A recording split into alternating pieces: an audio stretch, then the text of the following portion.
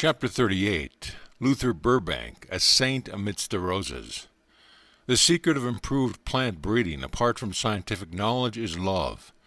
Luther Burbank uttered this wisdom as I walked beside him in his Santa Rosa garden. We halted near a bed of edible cacti. While I was conducting experiments to make spineless cacti, he replied, I often talk to the plants to create a vibration of love. You have nothing to fear, I would tell him. You don't need your defense of thorns, I will protect you. Gradually the useful plant of the desert emerged in a thornless variety. I was charmed at this miracle. Please, dear Luther, give me a few cacti leaves to plant in my garden at Mount Washington. A workman standing nearby started to strip off some leaves. Burbank prevented him. I myself will pluck them from the Swami. He handed me 3 leaves, which later I planted, rejoicing as they grew to huge estate. The great horticulturist told me that his first notable triumph was the large potato, now known by his name. With the indefatigability of the genius, he went on to present the world with hundreds of crossed improvements of nature. His new Burbank varieties of tomato, corn, squash, cherries, plums, nectarines, berries, poppies, lilies, and roses. I focused my camera as Luther led me before the famous walnut tree, by which he had proved that natural evolution can be telescopically hastened. In only 16 years, he said, this walnut tree reached a state of abundant nut production, to which an unaided nature would have brought the tree in twice that time. Burbank's little adopted daughter came romping with her dog in the garden. She is my human plant, Luther waved to her affectionately. I see humanity now as one vast plant, needing for its highest fulfillment only love, the natural blessings of the great outdoors, and intelligent crossing and selection. In the span of my own lifetime, I observed such wondrous progress in plant evolution that I look forward optimistically to a healthy, happy world as soon as children are taught the principles of simple and rational living. We must return to nature and nature's God.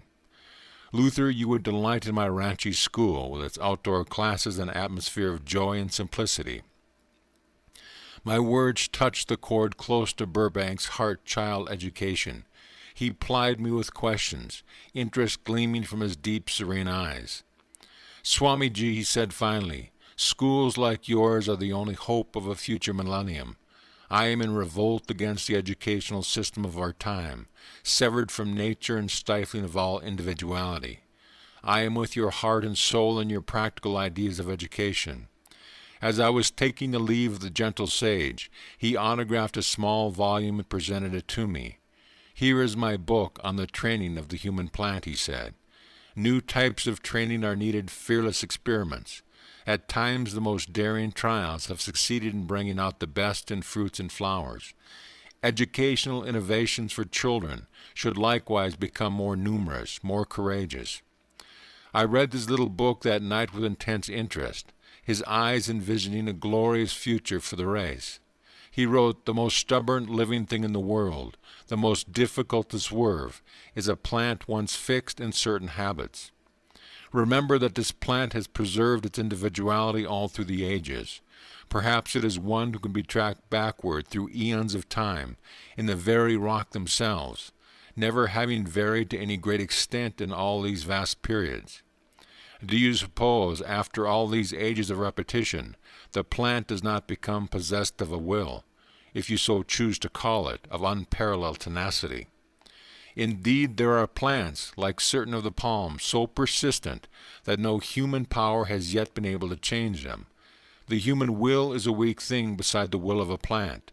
But see how this whole plant's lifelong stubbornness is broken simply by blending a new life with it, making, by crossing, a complete and powerful change in its life. Then when the break comes, fix it by these generations of patient supervision and selection, and the new plant sets out upon its new way, never again to return to the old, its tenacious will broken and changed at last. When it comes to so sensitive and pliable a thing as the nature of a child, the problem becomes vastly easier. Magnetically drawn to this great America, I visit him again and again. One morning I arrived at the same time as the postman, who deposited in Burbank's studio about 1,000 letters.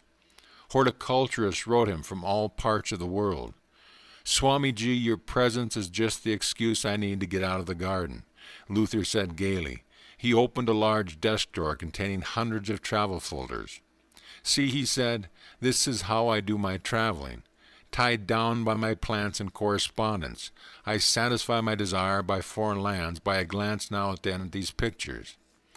My car was standing before his gate. Luther and I drove along the streets of the little town, its gardens bright with his own varieties of Santa Rosa, peach blow, and Burbank roses. "My friend Henry Ford and I both believe in the ancient theory of reincarnation," Luther told me. "It sheds light on aspects of life otherwise inexplicable. Memory is not a test of truth. Just because man fails to remember his past lives does not prove he never had them. Memory is blank concerning his womb life and infancy too, but he probably passed through them," he chuckled. "The great scientist had received Kriya initiation during one of my earlier visits. I practice the techniques devoutly, Swamiji," he said. After many thoughtful questions to me about various aspects of yoga, Luther remarked slowly, "The East indeed possesses immense hordes of knowledge which the West has scarcely begun to explore. Intimate communion with nature, who unlocked to him many of her jealously guarded secrets, had given Burbank a boundless spiritual reverence. Sometimes I feel very close to the infinite power," he confided shyly, his sensitive, beautifully modeled face lit with his memories. "Then I have been able to heal sick persons around me, as well as many ailing plants." He told me of his mother, a sincere Christian. "Many times after her death," Luther said, "I have been blessed by her appearance and vision. She has spoken to me." We drove back reluctantly toward his home and those waiting 1,000 letters. "Luther," I remarked, "next month I am starting a magazine to present the truth offerings of East and West. Please help me decide on a good name for the journal." We discussed titles for a while and finally agreed on East-West. After we had re-entered his study, Burbank gave me an article he had written on science and civilization. "This will go into the first issue of East-West," I said gratefully. As our friendship grew deeper, I called Burbank my American saint. "Behold a man," I quoted, "in whom there is no guile." His heart was fathomlessly deep, long acquainted with humility, patience, sacrifice.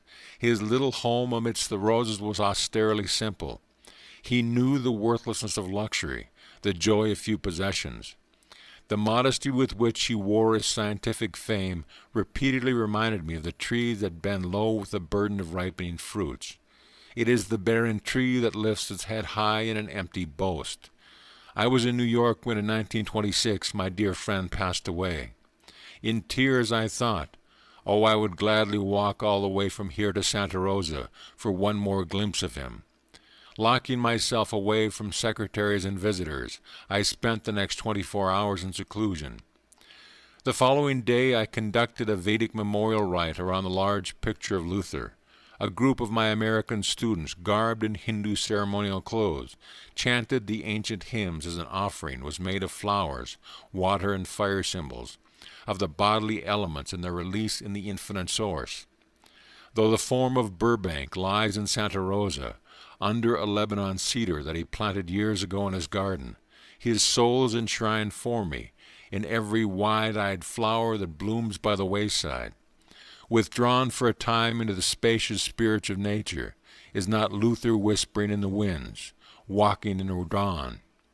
His name has now passed into the heritage of common speech, listing Burbank as a transitive verb. Webster's New International Dictionary confines it, to cross or graft a plant.